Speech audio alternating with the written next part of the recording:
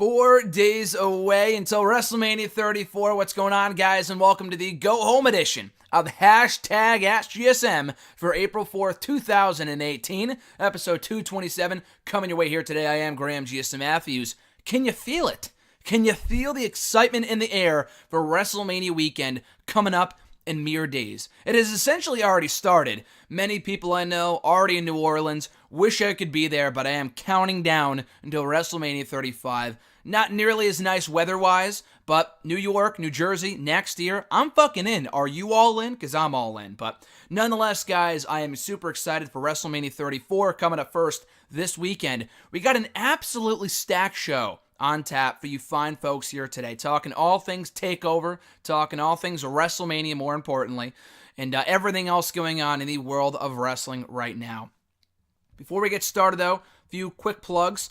Wrestle Rant Radio is dropping tonight, Thursday, midnight, whatever, in less than 12 hours, probably as you listen to this, on iTunes and also on nextairwrestling.net. I reunite with Tommy Sharp from Wrestle Rant Radio. We recorded the show late last year, but our first show recorded in person at my alma mater, the college I graduated from last year, Endicott College. We sat down, recorded Wrestle Rant Radio, a preview for WrestleMania 34. Came out great. Check out the show as it drops tonight on iTunes. Simply search up Wrestle Rant Radio on the Apple Podcast app. Subscribe, rate, review. The episode drops tonight at midnight. But that's not all. I will be sitting down with the one and only Mr. Marceau RJ on Thursday night. Our preview, predictions, and picks for NXT TakeOver New Orleans will be dropping very likely on YouTube as well as on nextairwrestling.net on Friday. So keep an eye out for that coming up as well.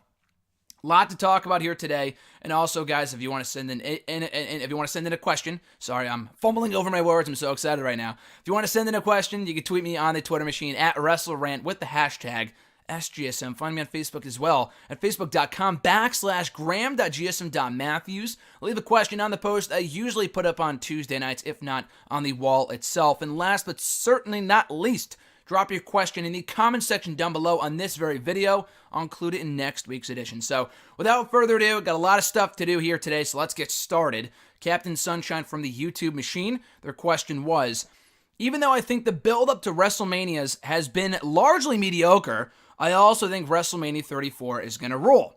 They've got at least 4 possible main events and at least 4 other matches that could steal the show. Are we looking at another WrestleMania 31 where we mostly forget a lackluster build thanks to the important show at the end actually being good? It's funny that you say that, and I've said this before. WrestleMania 31 is one of my favorite WrestleManias in the last 10 years, if not of all time. I loved WrestleMania 31. The only reason 33 tops it is because I was there, of course. But 31 was an outstanding event. And part of the reason why it was so good was because the build sucked. People forget that we had one of the worst Rumbles of all time a few months ahead of that, with Roman Reigns winning, and the match itself was just terrible. Fastlane, very forgettable, was the show between WrestleMania 31 and the Royal Rumble a few months before that. The build was really not that good at all. I don't think people had their expectations up high. Like every WrestleMania card ahead of it looks really strong on paper. I thought 32 looked great on paper. And it's really not about the build, to be quite honest. It's all about delivery. It's all about the night of the show. Will they deliver or will they fall flat? And I'm not talking about the superstars. I'm talking about the fucking creative and, more importantly, Vince McMahon.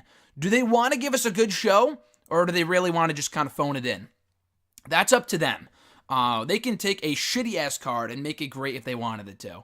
Like, Roman and Taker was not a good match, but maybe if it happened earlier in the card in WrestleMania 33, maybe people would remember that latter half of the card more fondly.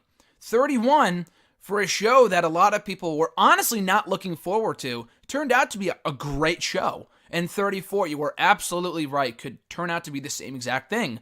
Where the build, like you had said, it hasn't been bad. The build to WrestleMania has not been bad at all. The Rumble I thought was great. It was a very good show with 2 awesome women's and men's Rumble matches.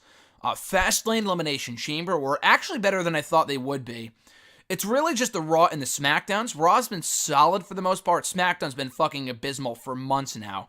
But yeah, the build, I will say this, the go-home shows this week for Raw and SmackDown, NXT, I mean, it hasn't happened yet, but 205 Live was great, as always, as that has been in recent months.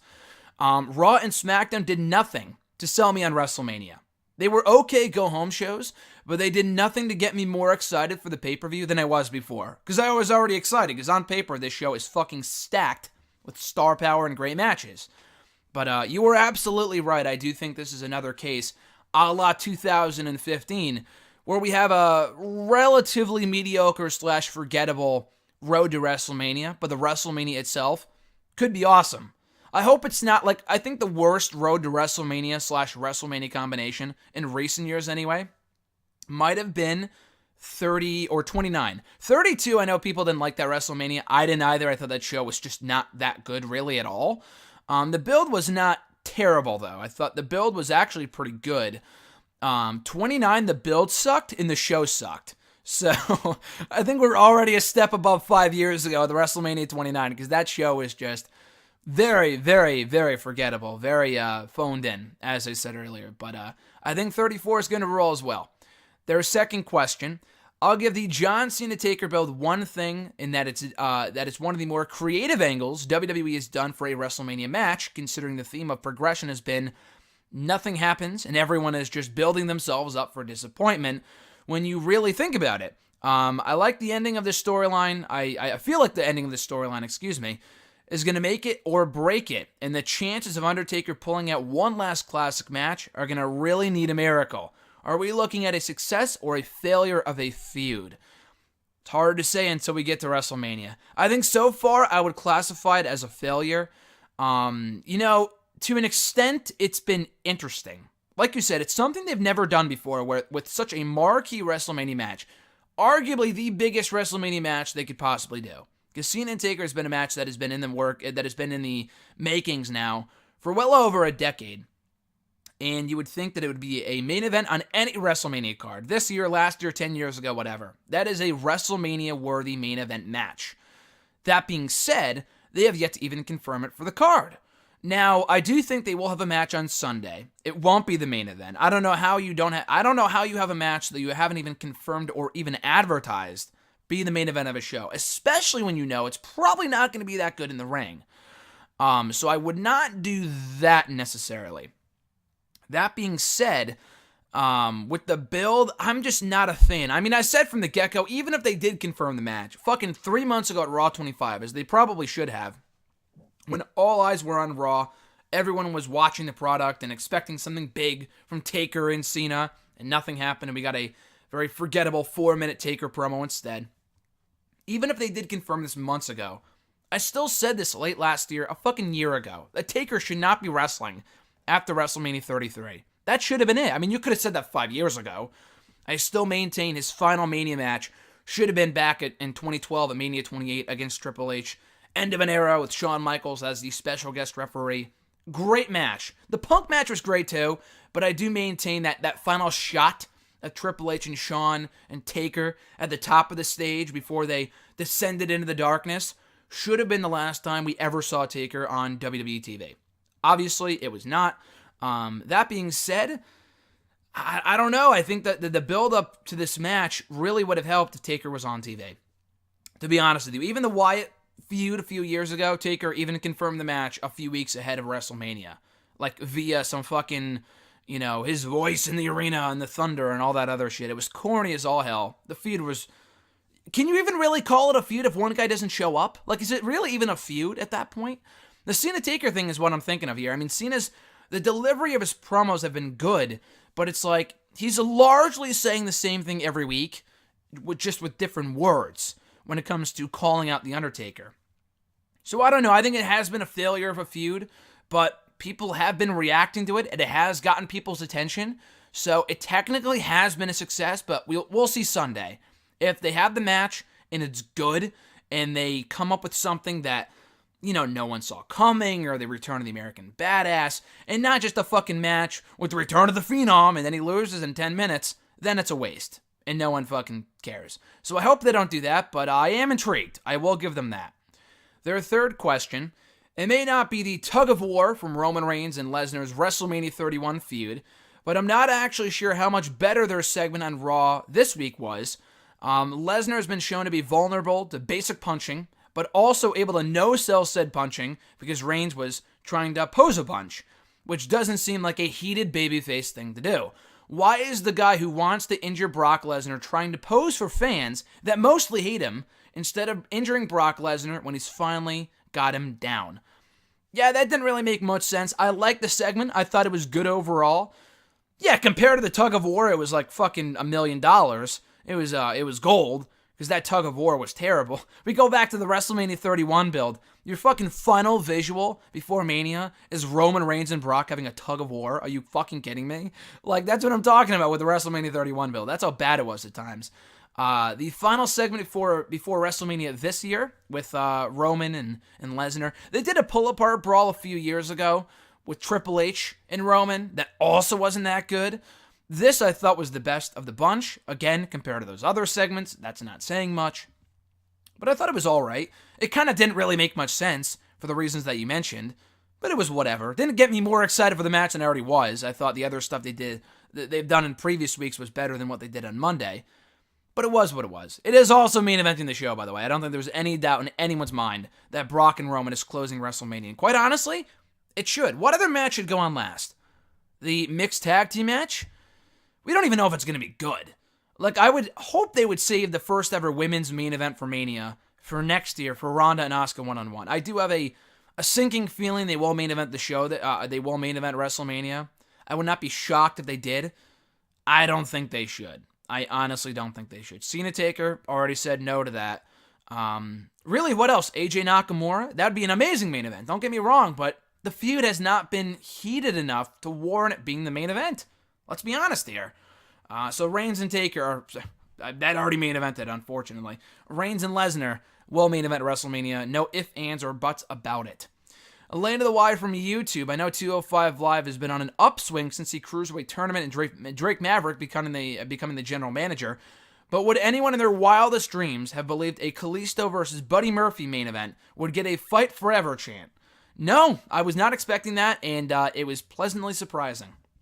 Yes, they did have a match on Tuesday night on 205 Live that did get Fight Forever chants, and rightfully so. The match was fucking great. I think people really tend to forget Buddy Murphy. We have really not gotten a fair look at since his time in NXT because he was never really allowed to shine in NXT in the tag team with Wesley Blake. But since coming to 205 Live, the guy's been a fucking star. He's really, really good. Kalisto, going back to him for a moment, I think people tend to forget how good this guy actually is. Like, the showing that he had back at TLC 2015, we're going back 2-3 years now, and that ladder match, the Usos and the New Day, the guy was a star. He had some really good showings in late 2015, early 2016, and then they booked him badly, and he never really recovered, and people kind of cast him off as a loser. But he really is very, very good, and that match proved that on Tuesday. But yeah, definitely check it out if you haven't already. I would put it up there with the Balor-Rollins match. I'm going to give the Balor-Rollins match the edge from Raw as the best match of the week. But Kalisto and Buddy Murphy is not far behind at all. And the fact they got Fight Forever chants in front of a crowd that usually could not care less about 205 Live is a real accomplishment. I mean, let's be honest there. Brandon A. from YouTube. Thanks for the info on Honor Club last week. I'm definitely not paying $120 because I don't have the time to dedicate to keep up the Ring of Honor. I would be willing to do the $10 option though, since with this option I would not be able to watch this year's Super Card of Honor. Would I at least be able to watch last year's show? And how long would it take for this year's show to be considered an archived pay-per-view? So, did my research here for you. I went out of my way this morning to check out the Honor Club service on my laptop to see what you can and cannot see currently. I think, if I'm not mistaken, they wait a year before putting up pay-per-views, like pay-per-views. Like Manhattan Mayhem is on there from March of like last month. But that wasn't really a pay-per-view. It was like an iPay-per-view. It was meant for Honor Club. Now, Super Card of Honor, I believe, is also streaming live on the Honor Club service, whatever.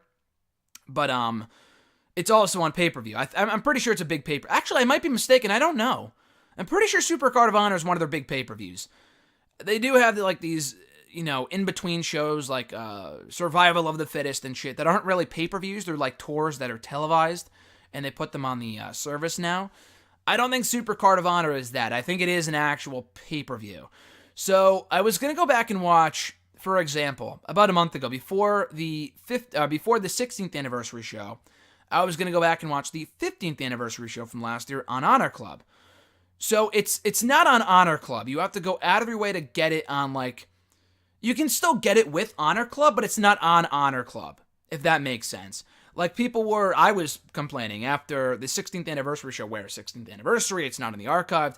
It's on the Ring of Honor website, it's under the pay-per-view tab, and you can watch it for free with the Honor Club service, but it's not on Honor Club because people who have the basic service for Honor Club can't watch it. It's only with the premium service. So I couldn't watch the old pay-per-view, and the new pay-per-view was included in that too. I couldn't watch the old pay-per-view, I think, because the 1-year mark hadn't passed yet. Again, I might be mistaken here, because I went back this morning, and the 15th anniversary show from March of 2017, is on there now. It wasn't on there when I first looked a little over a month ago, and that was before the 1-year anniversary. Now, I checked this morning, Super Card of Honor is on the archived section of the service. I mean, it used to be on, like, the iPay-per-view, whatever, you had to go out of your way to find it, but it's now on the archived. So I believe if you pay the $10, you can watch Super Card of Honor from last year because the 1-year anniversary is passed. It was like April 1st last year.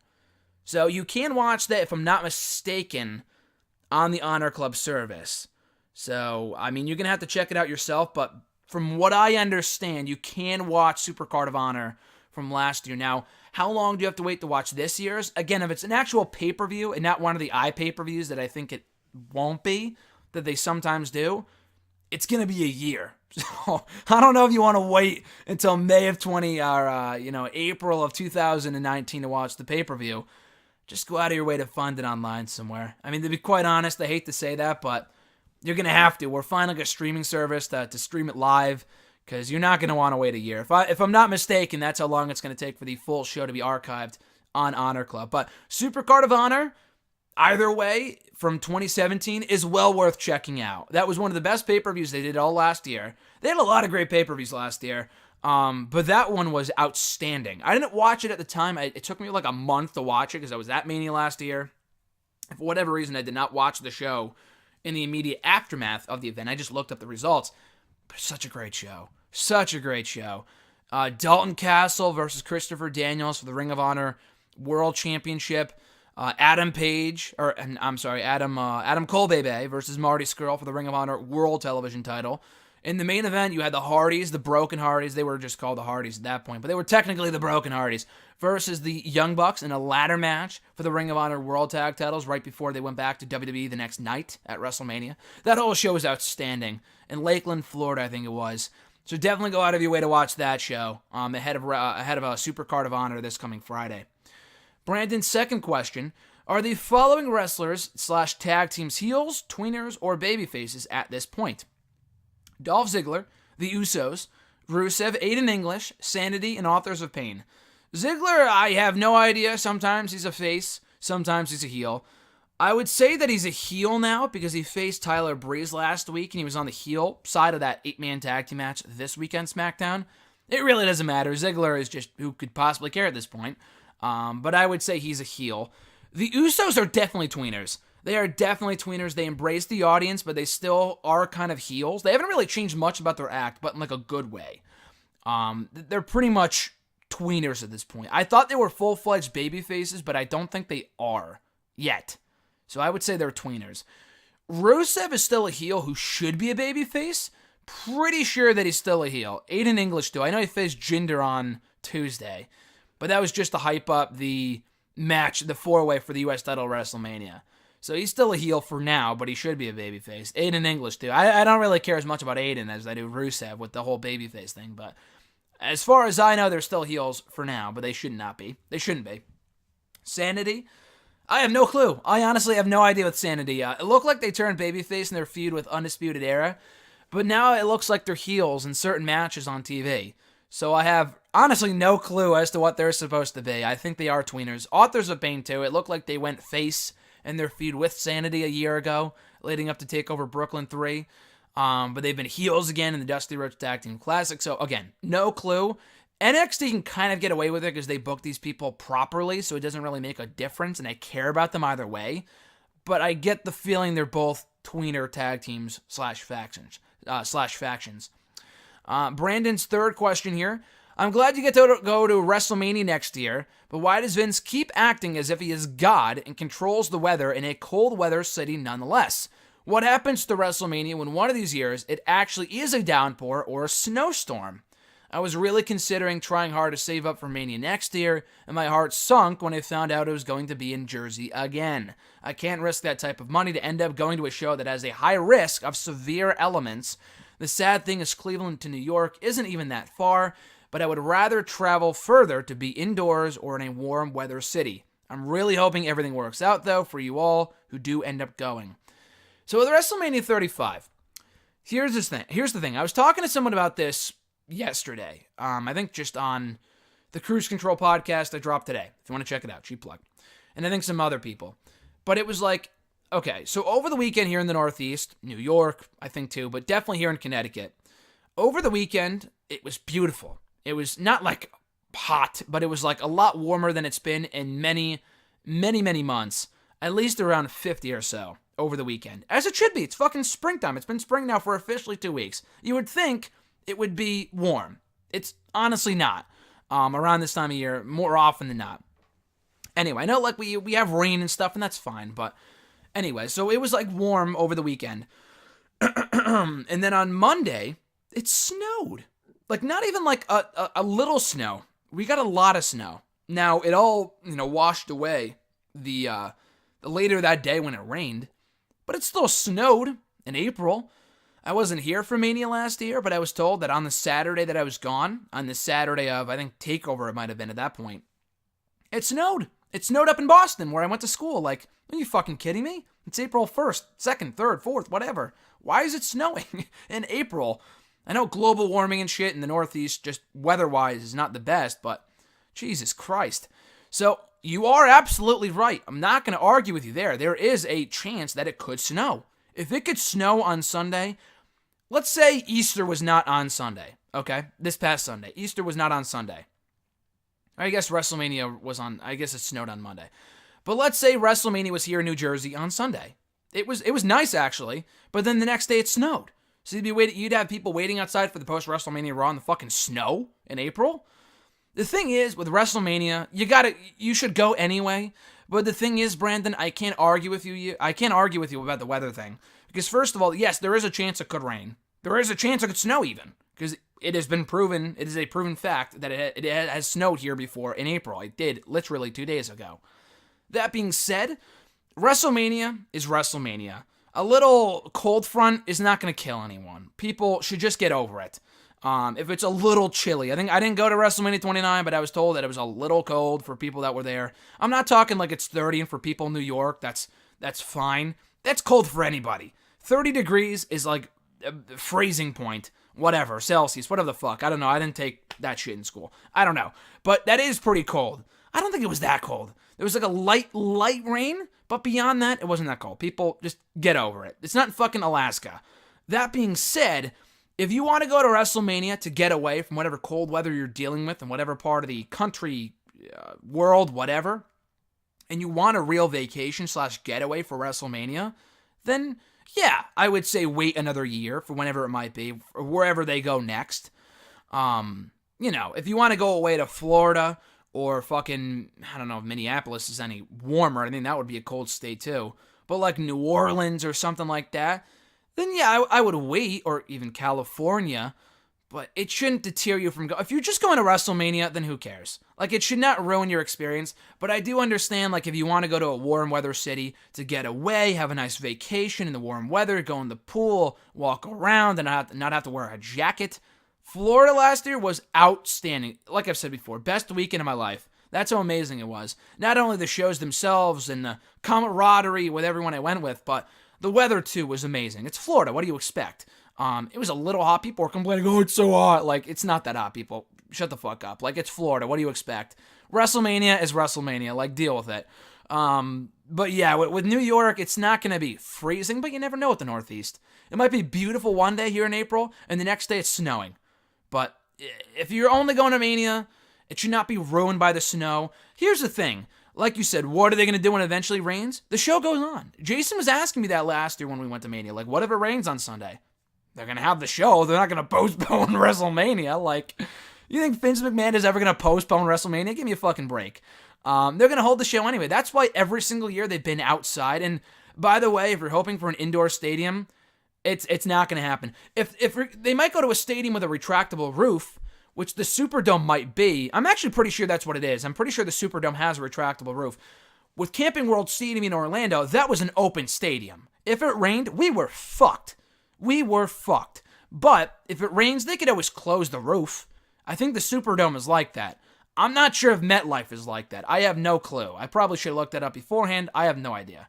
But let's say if it's an open stadium and there is no roof and it rains, will they still do the show? What about like the equipment? They don't give a shit. They'll find the way to work around. This is fucking Vince McMahon here, people. They moved on when fucking Owen Hart died. He fell from the fucking ceiling and the show went on. Do you think they're gonna cancel WrestleMania because of a little rain? Give me a break. They had fucking Raw in the snow a couple years ago. It was the only reason they didn't have people at the arena was because the city canceled Raw in Hartford that night.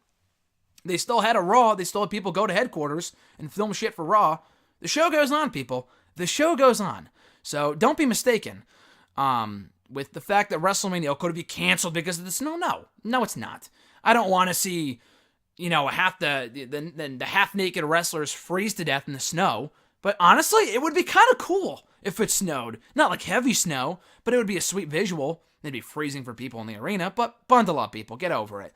They're not going to postpone WrestleMania. They would have it anyway. The reason why they have those whatever it's called, the things atop the ring. Like last year we had the ring atop of the ring. In years past we've had like little domes and little roofs for the ring. That's because if it rains. If it rains, then at least the ring won't get wet and the wrestlers won't get soaked. That's why they do that. They don't care about us. They don't give a shit about the fans. Honestly, they don't. Let's be honest. They don't. So if it rained and we had to get soaked, who cares? They don't give a shit. The show's going to go on. But again, to go back to your original question, I don't want to hammer you, Brandon, but I'm just saying, like, if you're going just to WrestleMania, don't worry about it. It's not going to be a fucking snowstorm. It might snow a little bit. I doubt it even then. They get lucky every single year. Yes, they will run into a year where it's going to snow or it's going to rain. Honestly, I think that'd be pretty cool to get a fucking Shinsuke Nakamura rain entrance. That would be awesome. Maybe not for the people in the arena, but rain never hurt anybody. Just get over it. WrestleMania is WrestleMania. His next question, best WrestleMania matches of all time that 1, don't involve Undertaker or Shawn Michaels, and 2, don't involve a title. I actually came up with more than you might think. Savage Warrior was the first one that came to mind from WrestleMania 7. Great match. I saw Cody Rhodes tweeted about it the other day, and I actually replied to his tweet saying, love the match, one of my favorite matches from those early installments of Mania, and it is. I don't really watch back those early installments of Mania or any of those matches, but that's a great match. Great match to rewatch. And it's not for a title. It was a retirement match. The loser had to retire, which Savage did not, despite losing. I think he retired, then he came back a few months later. That was a great match, though. Another match without a title on the line or without Shawn Michaels or Taker involved. For Mania 19, I would not put this at the top of the list, but Rock and Austin was a great match. Their first 2 matches were better, but the WrestleMania 19 match I thought was very, very good. Daniel Bryan and Triple H from WrestleMania 30. You can't include the main event because that is for a championship, the 3-way match where Bryan won the belt. But Bryan and H, no title on the line. It was number 1 contenders match, but no title on the line. Amazing match. Great opener. Rock and Hogan in the ring. Not so much, but still a spectacle from WrestleMania 18.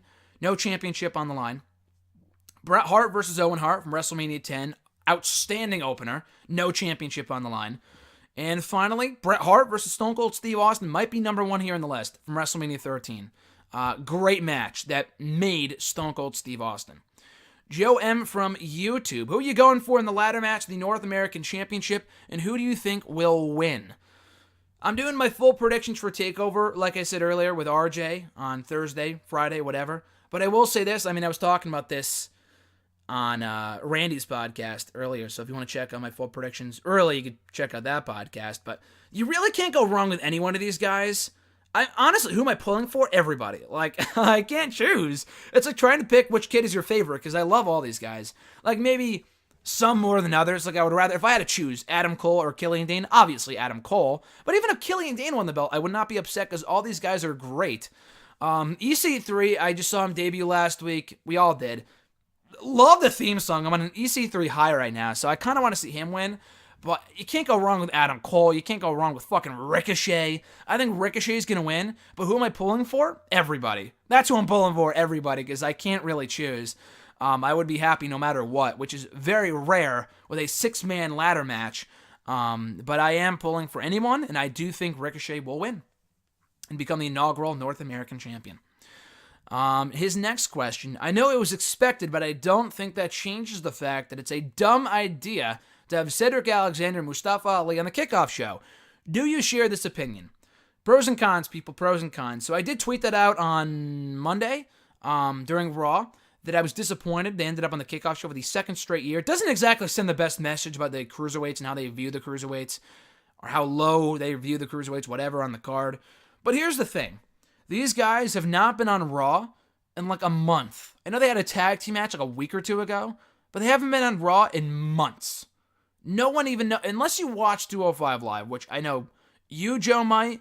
I do. Quite a few people listening to this might. Most people do not. Viewership hasn't increased that much, if at all, really, since the, overhaul of management, because people just don't know how good it's become. The show is fucking great every single week now. This past week's episode was awesome. But the thing is that even if the match is amazing, it's going to take a lot to get those fans into the action. If it was on the main card, now, I think it definitely helps putting them on earlier on in the night, but you could also put them in the opener for WrestleMania. It wouldn't make a difference.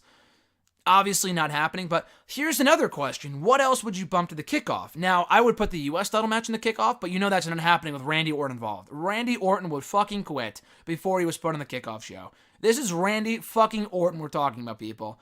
RFO. I do not think that he would ever stand for being put on the kickoff. So that's not happening. So they had to put someone on the kickoff, and it had to be their match. Usos, definitely not. They deserve to be in the main card. As do these guys, but the Usos have waited long enough. Bronze match, doubtful. Either the women's match is definitely not Asuka or Charlotte. Maybe Bliss and Jax, but that's gotten much more build on Raw than these guys have. So that's the thing. Yes, I think it is a dumb idea to have them on the kickoff, but what else would you bump? Realistically. Except for the U.S. title match, because that's not going to happen. And you know what? They could get more time anyway, because I think someone else said it here on the show. I'll get to it in a few minutes, but what are they going to get, 3 to 8 minutes anyway on the main card? So that's the thing. On the kickoff, Aries and Neville rewatched it a couple days ago. Great match. Great match. And I think a part of that was because, yes, they deserve to be in the main card, and I think they might have been more motivated because they were on the kickoff. So they had a great match. It was my favorite match of the 3 matches they had last spring. I thought it was awesome, and they got plenty of time, like 15 minutes. They got a lot of time. That's a lot of time for a cruiserweight match. And they would not have gotten that time if it was on the main card. And they definitely benefited from, happening from it going on first, early on in the day. It was like 5:30, but the thing is, when they had that first Ryback-Kalisto match at WrestleMania 32, there was like nobody in the building. But that might have just been because the AT&T Stadium, I heard that it was just a fucking pain in the ass to get in. They held everyone up. I don't know how that happens, but it did. With the Orlando Camping World Stadium, it was easy as shit to get in. There was a line to get in, but it was easy as shit to get in. Didn't take too long. The line went by fast. They scanned your ticket, and that was it. It was a fucking nightmare to find your seat. The arena itself on the outside is a shithole. But when you sit down in your seat, it's a great view. The place was a shithole, though. It took us 15 minutes, Jason and I, if not more, to find our seat. But I was surprised how many people were sitting down by the time Aries and Neville happened by 5:30. So even if they do Alexander and Ali that early on in the show, I would hope people are in their seats, because this match is going to kill it. They are going to steal the show on the kickoff. Next question from Joe. Is there a match from both TakeOver and WrestleMania this week that you think could wind up exceeding everyone's expectations?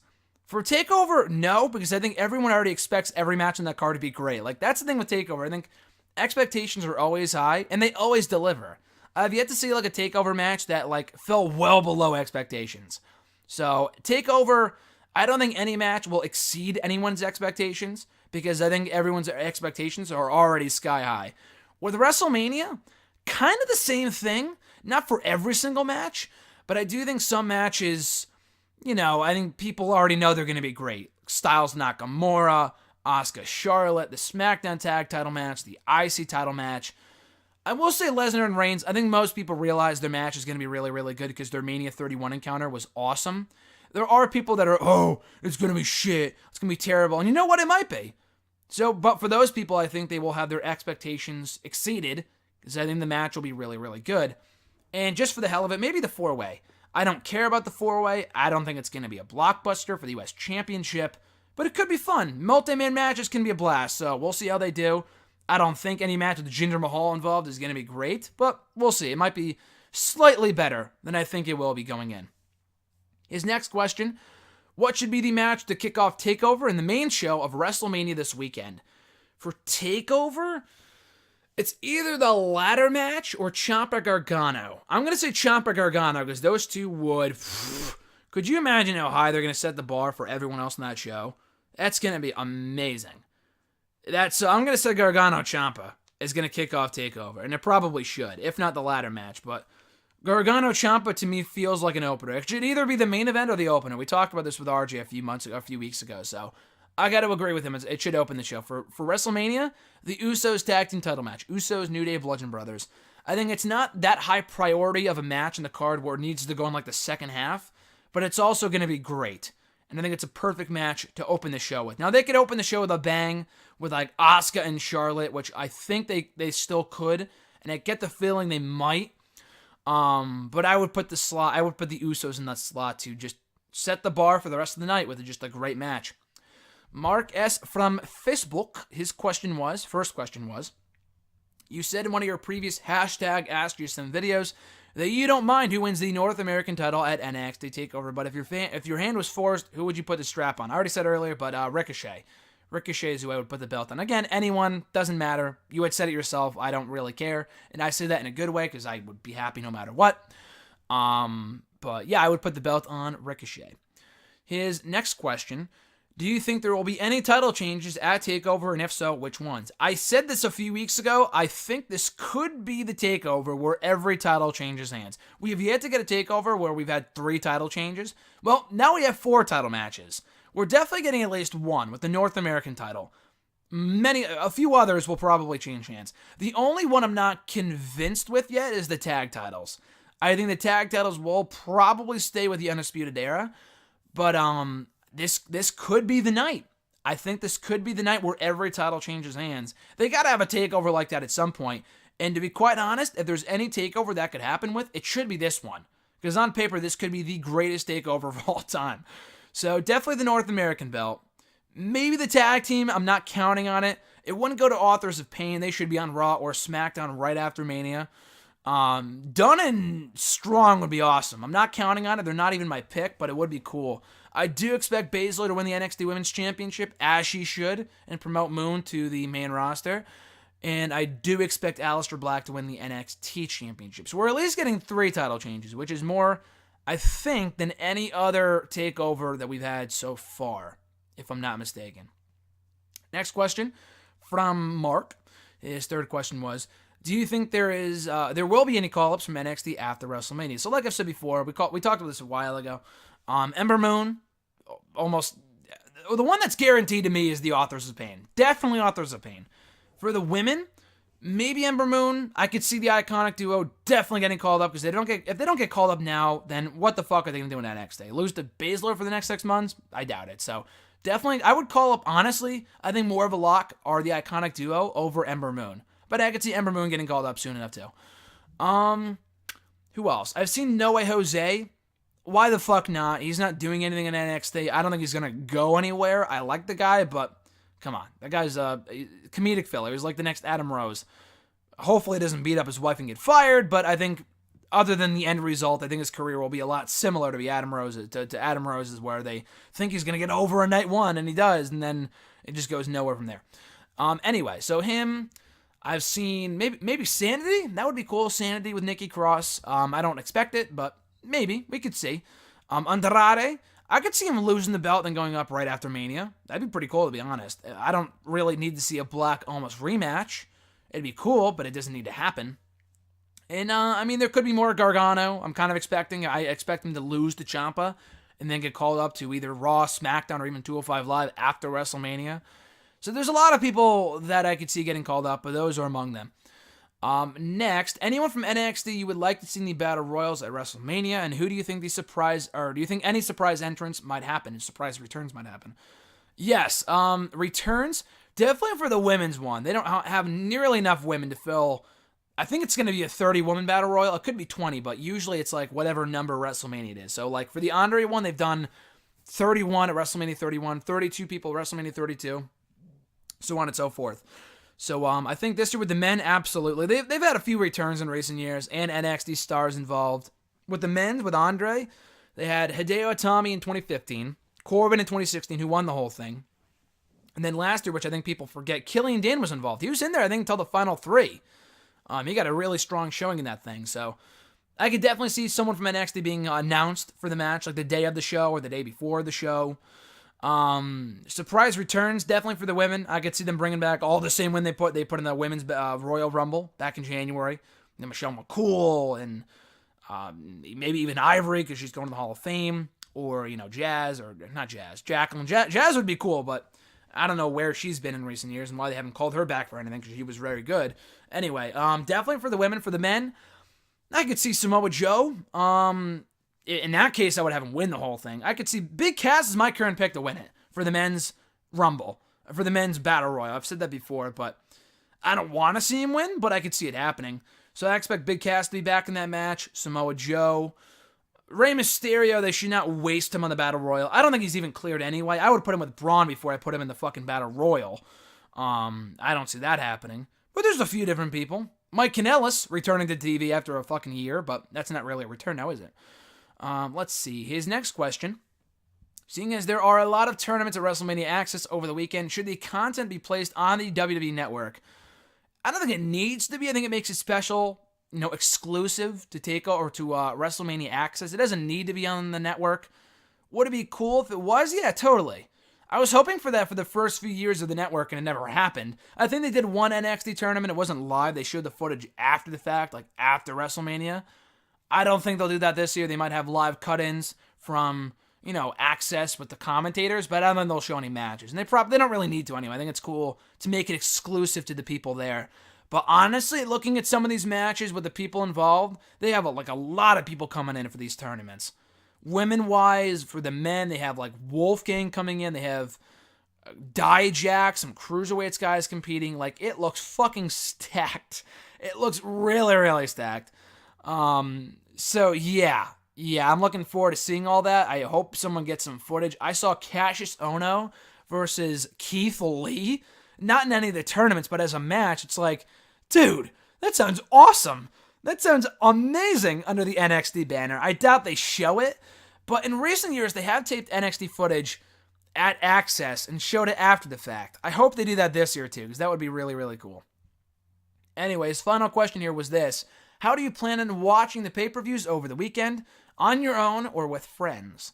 So, it really is all a matter of what happens today. Today, I find out when I work this weekend. This is the first WrestleMania weekend I've had to work for. The last 4 years I've been at school for, and when I was in high school, I didn't work on weekends. So, it's going to be tough. It's going to be a busy weekend. It's always a busy weekend. It's going to be tough no matter what. Hall of Fame, if I miss the Hall of Fame live, who gives a shit? I'm going to watch it at some point, but if I don't watch the Hall of Fame live, I don't really care that much. It's not even the most stacked Hall of Fame they've had in recent years. So I don't really care too much about that. I have yet to miss a TakeOver. Of the 20 TakeOvers they've had in the last 4 years, I've yet to miss a single one live. I've either watched it live on the network or been there for it. I'm obviously not going to be there this year, but I want to watch live. So it's either I work in the morning or I work at night. And the thing is, if I work at night and I miss TakeOver, I have to watch it on Sunday, and I'm definitely working Sunday too. And I'm going to have no time to watch TakeOver if I work in the morning and then go to watch WrestleMania at a friend's house. So it's really all over the place right now. I have no idea what I'll be doing until today. I'll find out hopefully later today. Hopefully the schedule works out. Jason, who works all day Sundays, was kind of planning on me watching with him on Monday afternoon. I've never missed a Mania live. The only Mania I have yet to watch live was 25, but even that, like, I kept up with the results on .com. I didn't order the show. I couldn't watch the show. I think I was grounded. I'll talk more about that soon enough. But I still kept up with the show until I had to go to bed. I don't want to miss the show. I really don't. I'll miss any other pay-per-view. I have missed TLC live to watch with Jason. I have missed Survivor Series live to watch with Jason. I have missed SummerSlam live to watch with Jason. I have yet to miss a Rumble live or a WrestleMania. Those are the two I can't. I even missed Raw after WrestleMania last year because I was flying home from Orlando. So I missed like every Raw imaginable, every pay-per-view except for the Rumble and WrestleMania. I was at the Rumble this year. Won't be Mania, but I can't miss WrestleMania. I'm hoping, even if I have to work at night, that I can switch because I can't miss WrestleMania. Now, that being said, I don't think I'll be watching TakeOver with anyone. Jason is waiting to watch the show, so he will not be watching TakeOver on Saturday. I would rather watch WrestleMania live, like I said. So if I do, the tentative plan is to watch it at a family friend's house, the same place where I watched WrestleManias 27, 28, and 29 before I went to college 5 years ago. So I'll probably be watching WrestleMania there. I could watch it at home, but it's better with people anyway. So I'll probably be watching the WrestleMania there. And then SmackDown after Mania, I'll be in class anyway. That doesn't really matter.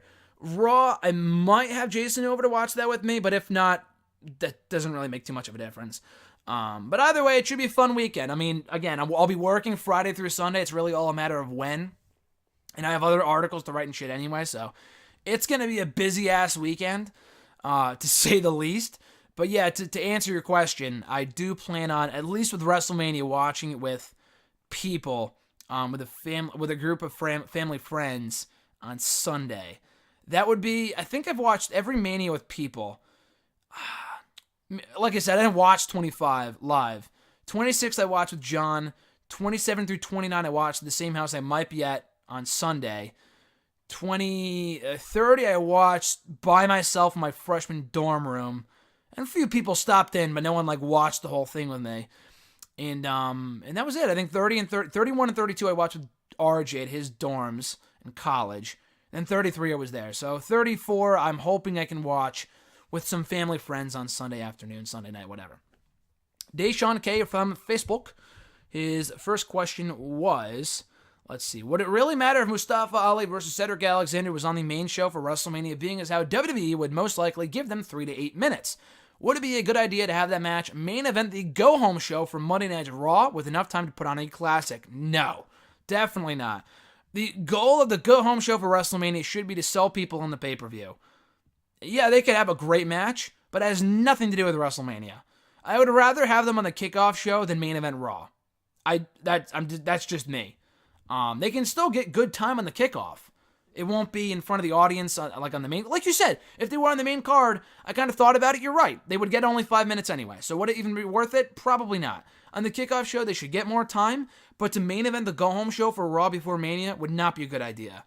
It would be cool to see them in the main event, a la Enzo and Kalisto, which this would be way better, from a few months ago. But yeah, for the main event of the go-home show would be just, it makes no sense. Because you're supposed to be selling WrestleMania, not giving people a great match. That serves no purpose. It has nothing to do with anything at WrestleMania.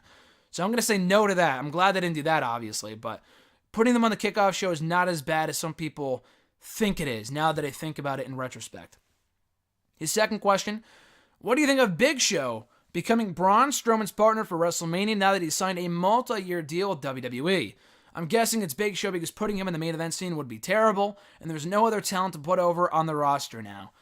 I mean, Big Show comes and goes. He wouldn't even have to be on the roster for a long period of time. He comes to put over like people like, Braun Strowman last year, or Big Cass for a time, and then he disappears.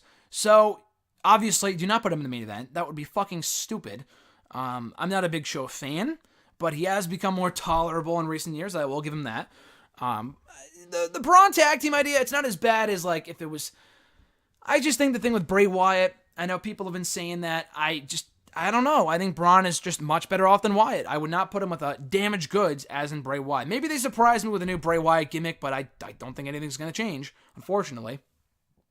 Big Show and Braun, is a good tag team. To me, it screams Big Show and Kane from like a dozen years ago, where it's like two big guys they have nothing for. They just put them together.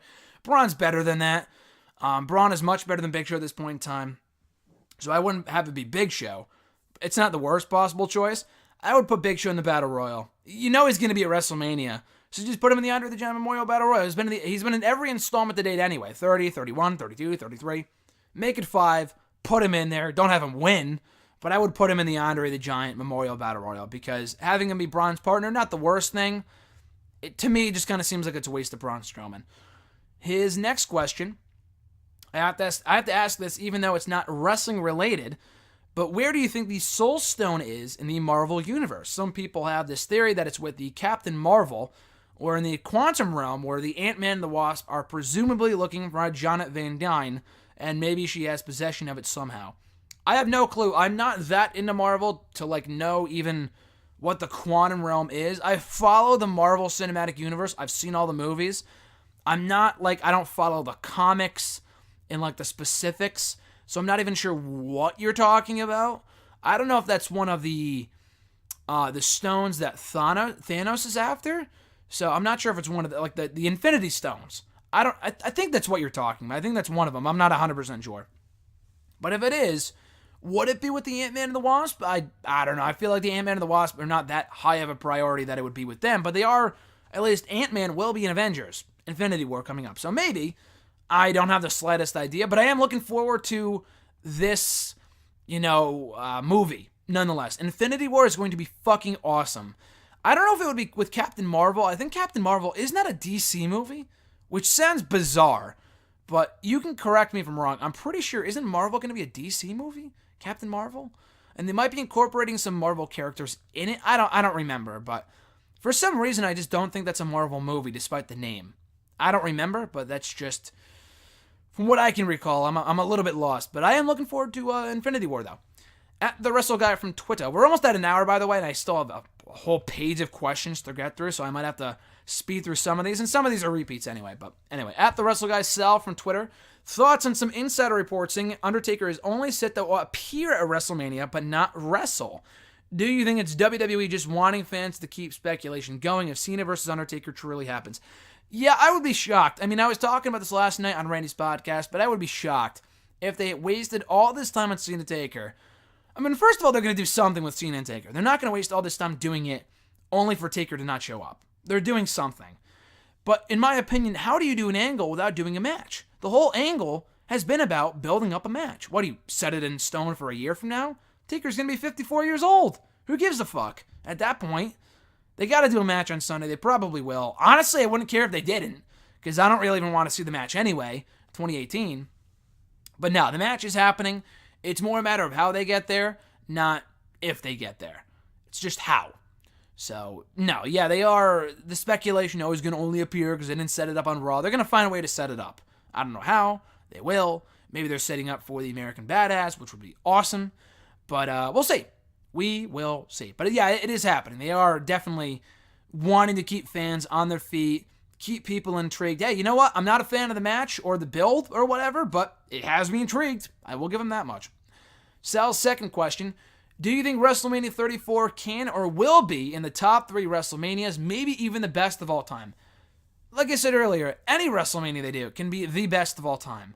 It's not a matter of the build or even the matches. It's all about execution. They can take a great card and make it complete shit. Honestly, WrestleMania 17 on paper, in my opinion, the greatest WrestleMania they've ever done. On paper, it's every bit as good as this WrestleMania that we have on Sunday. But just because that WrestleMania 17, it was just, the execution was outstanding. The execution was great.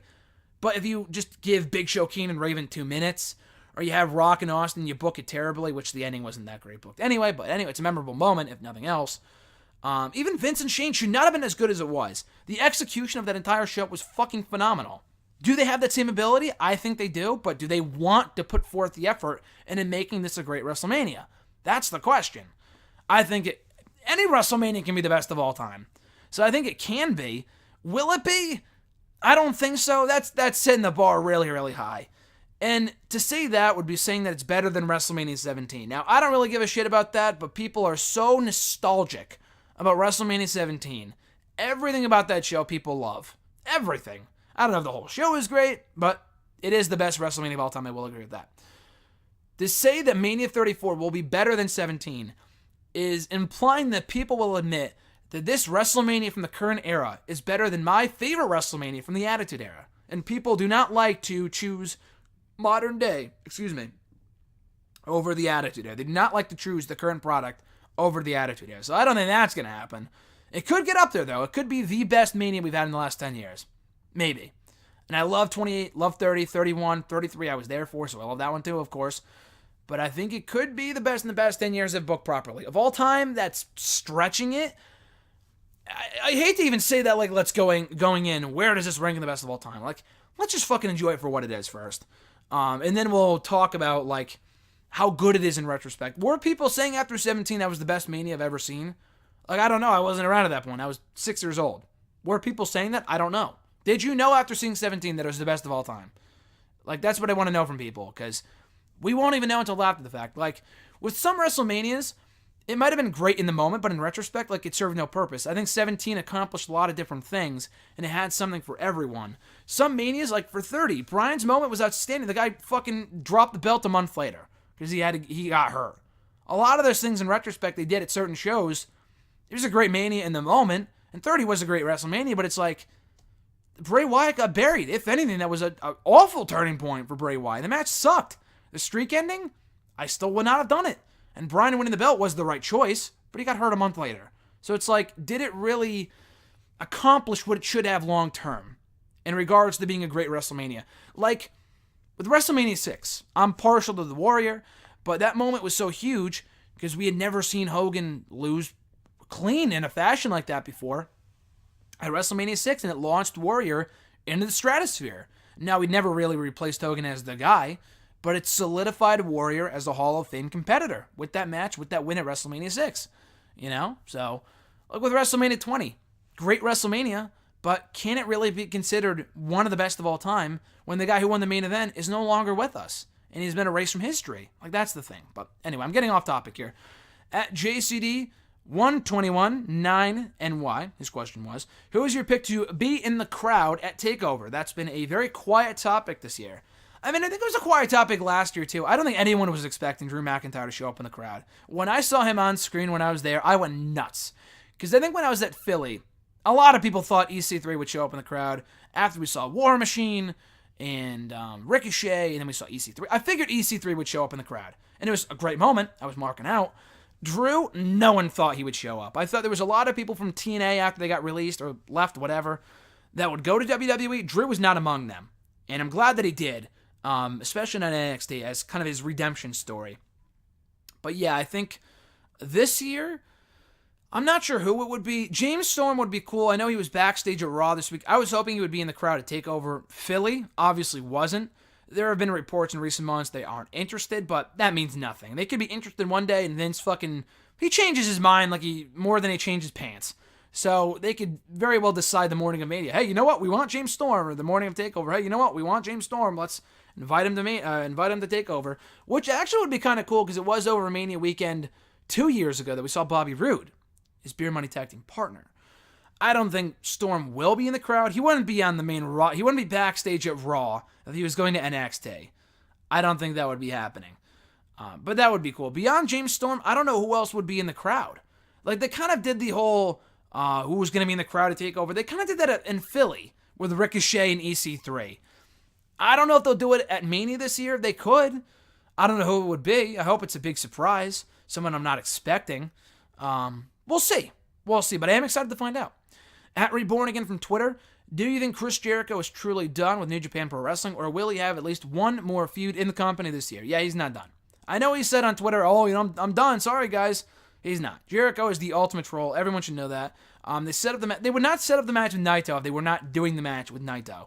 I don't know when it's going to happen. It might happen at one of their Dominion shows this summer, from what I heard people saying. But it's going to happen, whether it be at some point this year or Wrestle Kingdom. They are setting up Jericho and Naito at some point. It's just more a matter of when than if. John's second question. I know you don't watch a lot of New Japan, but do you think they could become a true number 2 company in the U.S., or are they already past that point?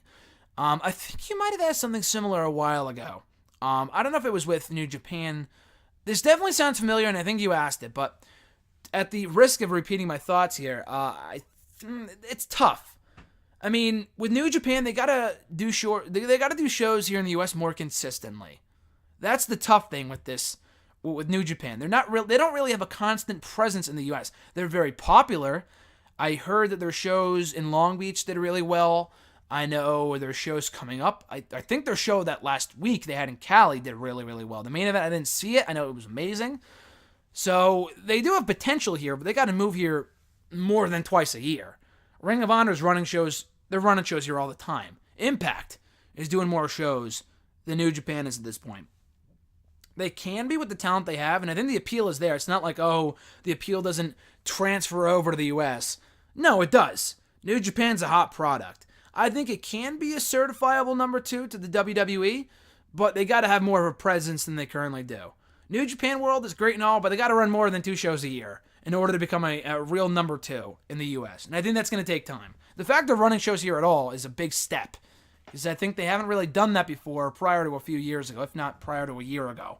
So it's a step in the right direction, but it's just going to take time. His next question: can this new direction save the 205 Live brand, or is it doomed to be a niche product? It can save the brand. Again, I don't want to say, oh, the ratings are going to be through the roof, or it's going to be the hottest thing in the world, but the show has gone a lot better. The approach they're taking with the show is really, really smart. With the great main events, storyline progression, influx of new talent from Mark Andrews to Buddy Murphy to Roderick Strong, they're gradually, slowly but surely rehabbing the 205 Live brand. Now, the real key here is maintaining the momentum the tournament has had. Maintaining the momentum the tournament created coming out of WrestleMania. Can it do that? So far it has, even though the finals have yet to be decided. They've had non-tournament matches in recent weeks, and they've been great. But yeah, that being said, I do think they can be what it should have been from the get-go. It's just going to take time. Because I think people see cruiserweights now and like, oh, who cares? We know it's not going to be anything special. They got to transfer over what we're seeing on 205 Live over to Raw at some point, or SmackDown. Just make people realize how good the show has become, and that it's not the 205 Live of old, or the old 205 Live where it was just completely missable. So we'll see, but I do think there is hope for 205 Live yet. At Jeremy8911 from Twitter, thoughts on the NXT North American title, and who are your picks for TakeOver Saturday? Again, we'll do full predictions for TakeOver and my analysis behind each pick with RJ at some point, either Thursday or Friday. But real quick, I got Ciampa. I have Black winning the belt. I have, as I said earlier, Ricochet becoming the NXT North American champion, the inaugural NXT North American champion. Shayna Baszler. And I think the tag title match is the only one I haven't talked about yet. I have Undisputed Era retaining their titles. Now, the belt design for the North American title, I like it. I think it's really, really cool. I love the old school look. Some people are like, oh, it's gross. Get over yourselves, people. I mean, I know to each their own, different strokes for different folks, but I like it. It's better than every other fucking W that we have on the main roster right now. It's something different. It feels like a title that Bob Backlund would have held 40 years ago. That's what I like about it. Something different, something cool, unique to NXT.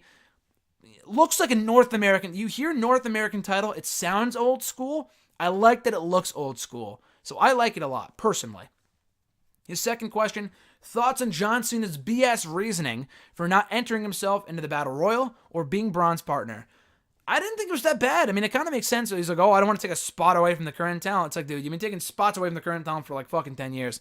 But anyway, they're just, I mean, at least they attempted to explain it, why he's not doing another match of Mania. Yeah, the reasoning, a little silly, I get it, but the fact that he said that at all is good.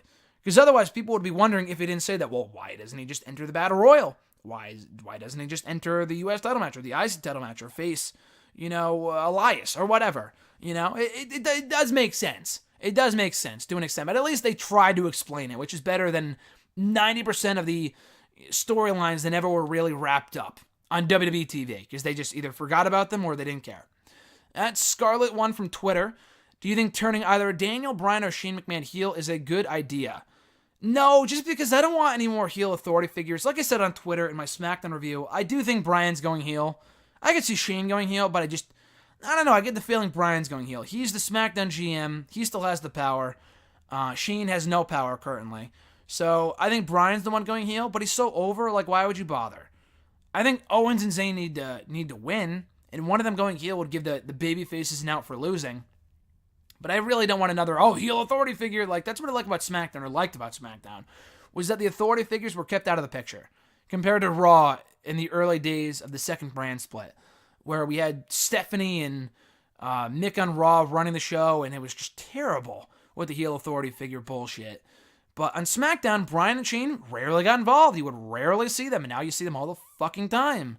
But turning them heel would mean that they're on TV even more. So I hope Bryan goes back to being a wrestler, and Shane just stays in the background as a babyface authority figure. That's fine. I'm completely okay with that. So I think they are. One of them is turning heel. I hope it doesn't happen. And no, I do not think it's a good idea. Their second question: what matches for NXT TakeOver New Orleans and WrestleMania 34 do you think will be the best and worst of the weekend? Well, nothing from TakeOver is going to be the worst of the weekend. I'll tell you that much right now. From WrestleMania, like I said, seeing a Taker if it happens, I'm not getting my hopes up. It's going to be more of an attraction than a real match, but they are setting themselves up for failure with that thing. That sounds like it could be shit on paper. In the ring, anyway. The four-way, like I said earlier, I don't think it's going to be any good.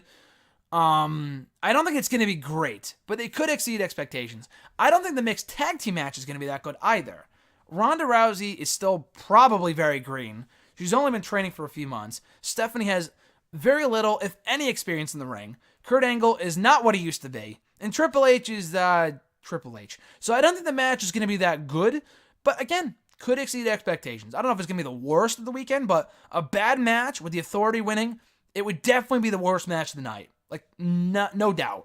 And the Battle Royals, they can be fun sometimes. Usually they're pretty missable. I think that one might be. I think both the Battle Royals are going to be pretty missable and like, who the fuck cares? So that might be the worst of the weekend.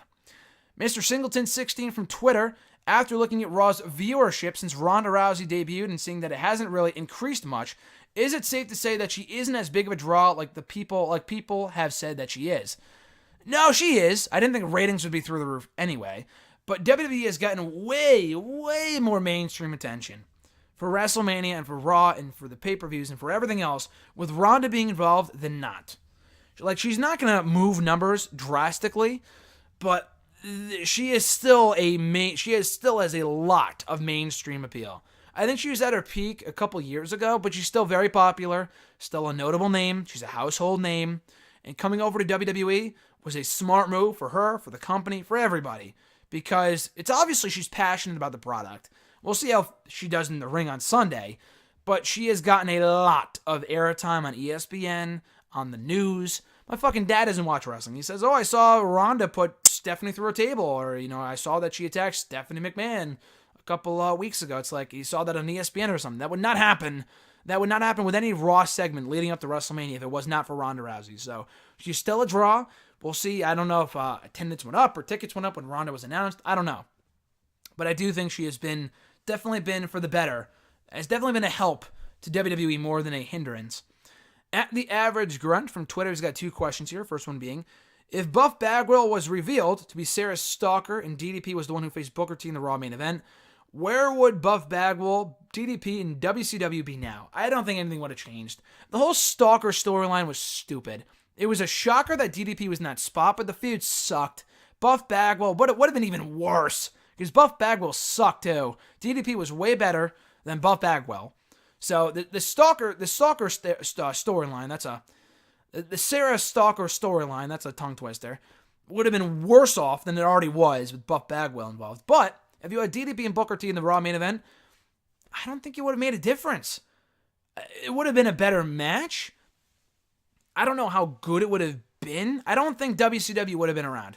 The story is this, that the Buff Bagwell Booker match was so bad that it soured Vince on making SmackDown or Raw, whatever, a WCW show. And exiting, just completely getting rid of the idea of WCW being its own brand. I think that was what the rumor was and what has been pretty much confirmed from people that were involved. I think from Buff Bagwell himself. Even if it was DDP, I just don't think people wanted to see that this company that we were told were the fucking enemy in the main event of Raw. I just don't think, even though the match might have been better, I don't think it would have changed anything. I really don't think it would have changed much. Maybe WCW would have become its own show on Mondays. I don't think that would have stuck. I think when WCW, the way that it was, closed, those fans went away forever. And they never came back. I don't think they would have stuck around for WCW under the WWE banner, because it would not have been the same. What are your top 3 favorite and least favorite WrestleMania logos? I was looking through them earlier. I really don't care about logos, to be honest. I'm sorry, I don't. I don't have a favorite logo. I don't have a least favorite logo. They're all the same to me. They're all cool. I don't have a logo that stands out as like, oh, that looked terrible. 33 I liked because, I don't know, I was there. I liked the sun. I thought the the sun correlation was cool. 30 I thought I had a great logo. The 3 X's for WrestleMania 30. Cool stuff.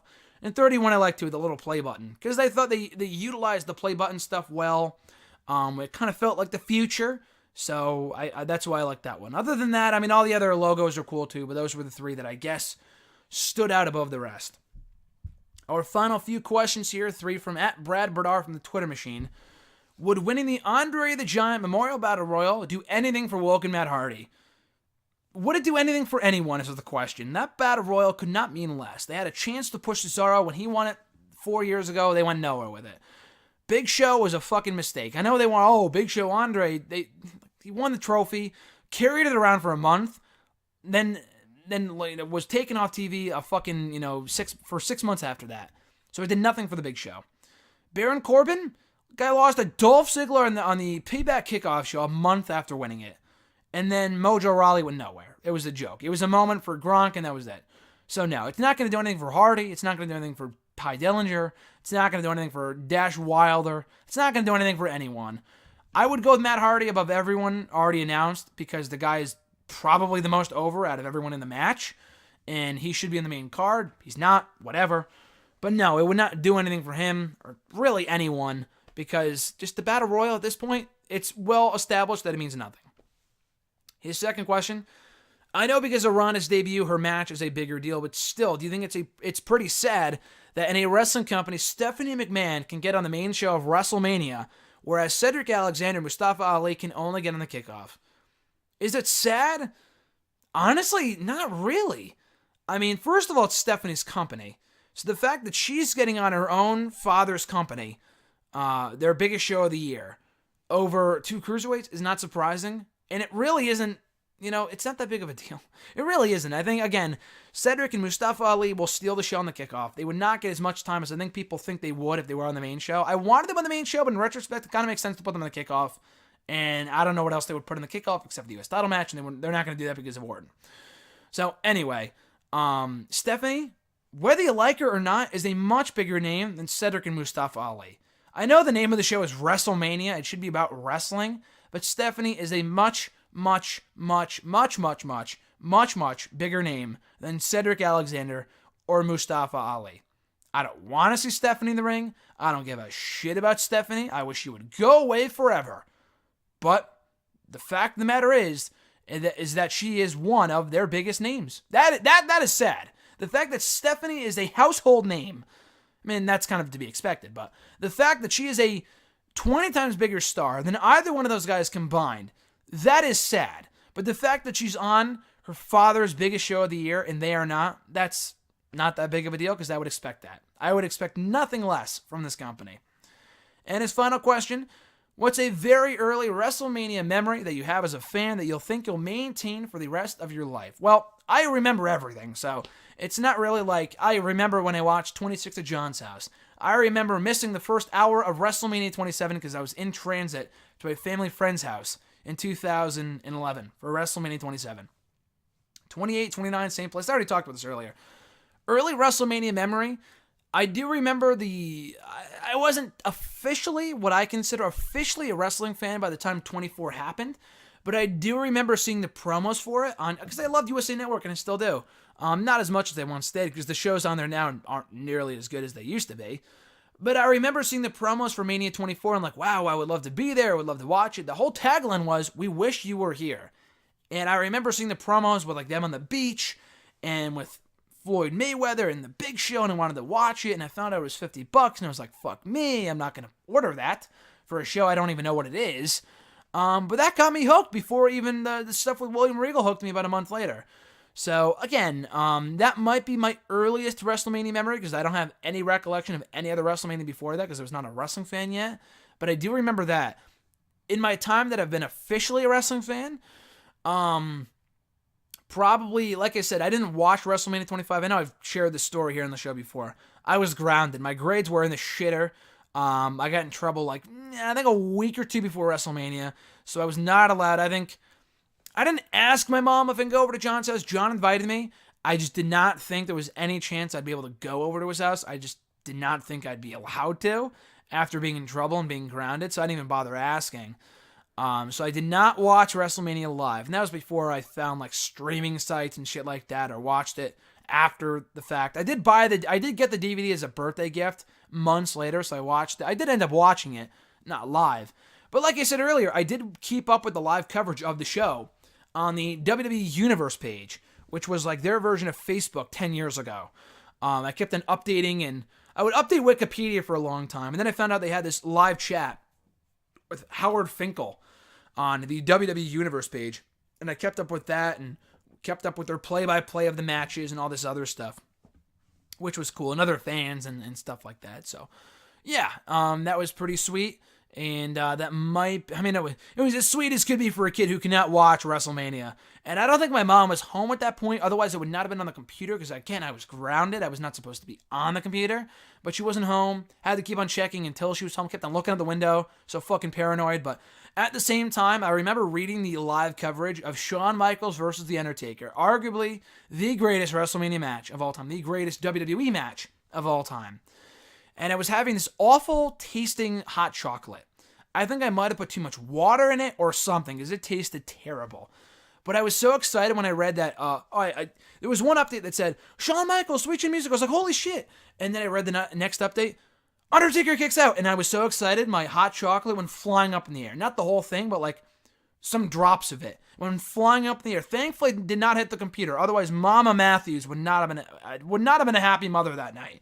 But I remember spilling my hot chocolate because I was so excited over fucking Undertaker and Shawn Michaels. So for a very early WrestleMania memory, that would have to be it.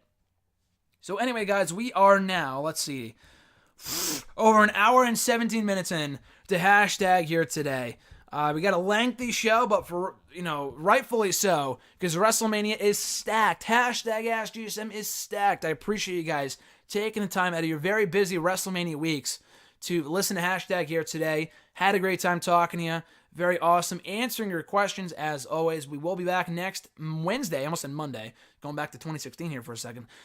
We will be back next Wednesday to answer all your post-WrestleMania questions from TakeOver, Mania, Raw, SmackDown, Smoky Mountain Wrestling, everything. Everything going on in the last week in the world of wrestling. So you can send me your questions by tweeting me on the Twitter machine at WrestleRant with hashtag AskGSM. Find me on Facebook at facebook.com/graham.gsm.matthews. Leave a comment on the post I usually put up on the wall itself, if not on the post I put up on Tuesday nights, if not on the wall itself. And last but certainly not least, drop your question in the comment section down below on this very video. I'll include it in next week's edition. So anyway, guys, enjoy WrestleMania week. It is the greatest time of the year. It is Christmas for us wrestling fans. Enjoy WrestleMania weekend, TakeOver, WrestleMania, and all that jazz. No pun intended, because it is New Orleans and jazz, whatever. Anyway, guys, that was a terrible, terrible joke. And that was completely off the top of my head anyway. Anyway, I am just super excited for WrestleMania. Have a blast, guys. I'm Graham GSM Matthews, and I'll catch your ass down the road to WrestleMania.